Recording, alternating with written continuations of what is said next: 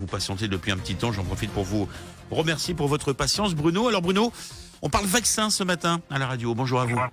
Bonjour à tous les auditeurs d'RTL Réunion. Bonjour Yannick. Alors, il paraît qu'il a changé de coupe. Il faudra que je regarde ça sur Facebook. Eh bien, écoutez, allez-y, faites-vous plaisir. En fait, il a lancé le rasoir, quoi. Il est tout rasé.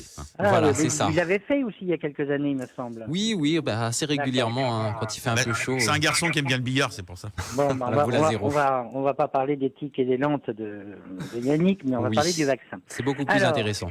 Sûrement. Alors nous avons donc, j'ai essayé d'être le plus didactique possible parce que c'est quand même assez compliqué sur le plan technique à expliquer. Actuellement, il y a 11 vaccins, enfin il y en a 38, mais il y a 11 vaccins qui sont en phase 3. Alors la phase 3, je vous l'avais déjà expliqué il y a quelques jours sur cette antenne, c'est la phase qui va décider de la mise sur le marché, c'est-à-dire la phase à grande échelle où on va s'apercevoir à la fois de l'efficacité et des effets secondaires de telle ou telle thérapeutique, en l'occurrence ici les vaccins contre la Covid. Donc 11 vaccins sont en phase 3, 4 utilisent la technique du virus vivant atténué, 4 utilisent la technique du vecteur viral, j'en ai déjà parlé, tout ça, de l'adénovirus. Un utilise une sous-unité protéique, donc je ne les détaille pas. Ce qui m'intéresse, moi, c'est le virus ARN dont je vais vous parler maintenant. Tout à fait. De laboratoires, le Pfizer et Moderna, de laboratoires américains. Pfizer, je crois que c'est le numéro 1 mondial d'ailleurs, enfin bon, peu importe. Ces deux laboratoires donc utilisent l'ARN messager fabriqué synthétiquement et qui code pour la spike, c'est-à-dire la protéine qui fait la couronne du coronavirus, c'est ce avec quoi le virus va s'attacher à une cellule.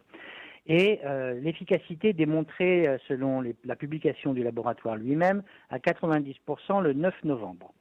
La phase 3 a commencé chez Pfizer fin juillet, donc nous sommes déjà à 4 mois d'études, sur 43 000 personnes dans 5 pays différents, Turquie, Allemagne, Argentine, Brésil, États-Unis.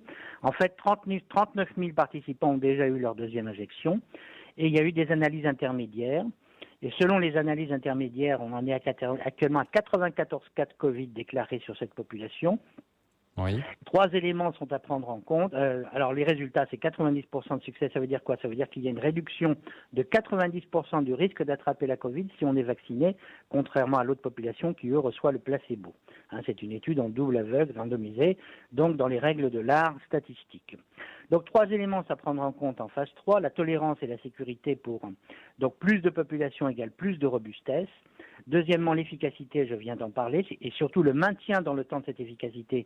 Ça, on ne le saura que après expérimentation en phase 4, c'est-à-dire après publication, après autorisation de mise sur le marché. Et que dans quelques années, finalement, Bruno. Oui, absolument, ça va prendre du temps. Deuxièmement, la disponibilité. Alors, 50 millions de doses d'après Pfizer seront disponibles fin décembre et 1,3 milliard de doses en 2021. Donc, tout le monde ne pourra donc pas être vacciné. Il faudra donc faire une priorisation. Et enfin, dernier problème, stockage à moins 70 degrés. Alors, pour Moderna, ils sont un peu en retard. Ils ont déjà 30 000 sujets et leur étude portera lorsqu'ils auront 53 cas atteints, ce qui n'est pas encore le cas. Alors, qu'est-ce qu'on peut dire sur ces vaccins? D'abord, c'est une nouveauté. Ça n'a jamais été fait chez l'homme. Ça a été fait chez le porc pour d'autres maladies, mais ça n'a jamais été fait chez l'homme. C'est une injection d'un ARN, c'est-à-dire une molécule de l'hérédité. Messager, c'est celui qui traduit l'ADN pour le présenter au ribosome et donc traduire ceci sous forme protéique. Il est synthétique. Il est accompagné de protéines structurales et de protéines d'intérêt pour aider à sa traduction, bon, peu importe.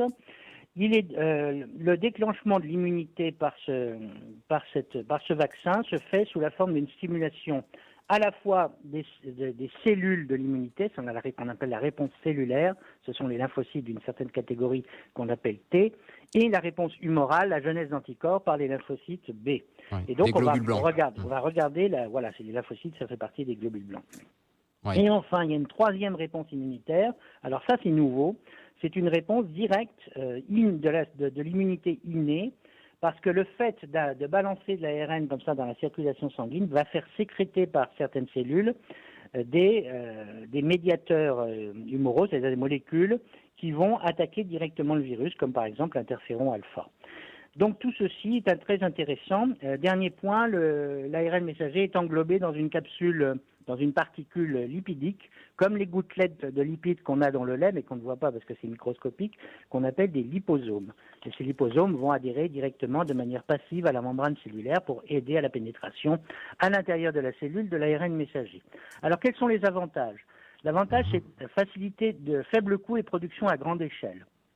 Deuxièmement, il n'y a pas d'adjuvant parce que la molécule est pure, va faire sécréter par la cellule elle-même, la cellule compétente ou pas, donc de la protéine, mais de la protéine inactive, contre laquelle les cellules immunitaires compétentes, donc les cellules B, vont fabriquer des anticorps. Donc on ne pourra pas, le virus ne pourra pas, s'il rentre dans l'organisme, il sera immédiatement pris en charge par les anticorps et il ne pourra pas faire l'effet dévastateur qu'il fait. Troisièmement, la demi-vie est faible. Alors ça, c'est embêtant parce que, en fait, le fait d'induire de l'ARN messager dans le sang permet une dégradation plus facile par justement ces mécanismes d'inactivation que sont l'interféron et autres. Et quatrièmement, contrairement au vaccin ADN, il n'interfère pas avec le noyau, donc il n'y a pas de risque en principe sur l'hérédité de la cellule receveuse.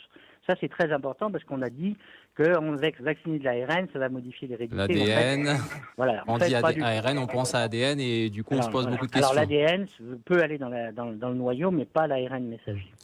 Enfin, les inconvénients, parce qu'évidemment il y a des inconvénients, en dehors des effets secondaires qu'on ne connaît pas parce qu'on n'a pas assez de recul, c'est le mécanisme de dégradation rapide, donc du coup l'efficacité sur le long terme pose question. Deux, c'est les études cliniques sur la rage, donc il y a déjà eu de l'ARN messager utilisé comme vaccin antirabique chez les animaux, et on s'est aperçu qu'il y avait des effets secondaires graves de grade 3, c'est-à-dire invalidité totale ou partielle, de telle manière qu'on se pose quand même des questions avec l'ARN messager. Et 3, c'est la fragilité, car le transport nécessite moins 80 degrés. Il faut donc, une fois qu'il sera arrivé sur les lieux de vaccination, eh bien, ce soit fait dans des centres disposant d'azote liquide. Alors, Bruno... Or, ceci, ce n'est pas partout. Donc, il va y avoir des centres de vaccination. Il y aura forcément des vaccinodromes. Oui, tout cela est très intéressant. On vous écoute avec attention. Bien sûr, comme d'habitude, Bruno, malheureusement, on est pressé par le temps. Et si on fait le rapport bénéfice-risque, cher aux médecins. Je vous ai dit, après, est-ce que ça va être le médecin qui va vacciner? Certainement pas, ça sera dans des vaccinodromes. Après, est-ce qu'il va y avoir le passeport pour santé? On peut parler du passeport santé. Le passeport santé pose le problème de l'extension à d'autres maladies, le problème de la création de faux passeports, le problème de la complication par une société privée. 80% du transport aérien obligera au port de ce passeport, donc il y aura une obligation. Quoi qu'il en soit, il faudra se méfier. Je vous presse un petit peu, Bruno. Alors, je sais bien, une discrimination à deux vitesses. Et dernier point, il y a un QR code en Chine pour savoir celui qui est porteur ou pas du vaccin. Et Bruno, j'ai une question à vous poser malgré tout avant de conclure, et je m'excuse par rapport aux autres auditeurs qui attendent et qui se sont inscrits. Juste une question concernant l'ordre des médecins qui vient de convoquer le docteur Philippe de Chazour, un membre comme vous du collectif Covid Médecins 974. Une réaction donc par rapport à cette convocation? Alors, est-ce qu'il faut que je réagisse dans la mesure où Philippe de Chazour ne souhaite pas réagir devant la presse avant le 10 décembre? C'est le moment du rendez-vous, le 10 décembre. La seule chose que je puis dire, c'est que tout ce que nous avons publié dans le cadre du collectif relève de la science médicale et de toutes les études que nous avons lues sur ce sujet. Et nous aurons beau jeu de le démontrer le 10 décembre lors de la convocation. Si le motif de convocation, c'est le non-respect d'un certain dogme établi par l'administration française et par toute la clique médicale qui s'ensuit, à ce moment-là, effectivement, on est hors clou.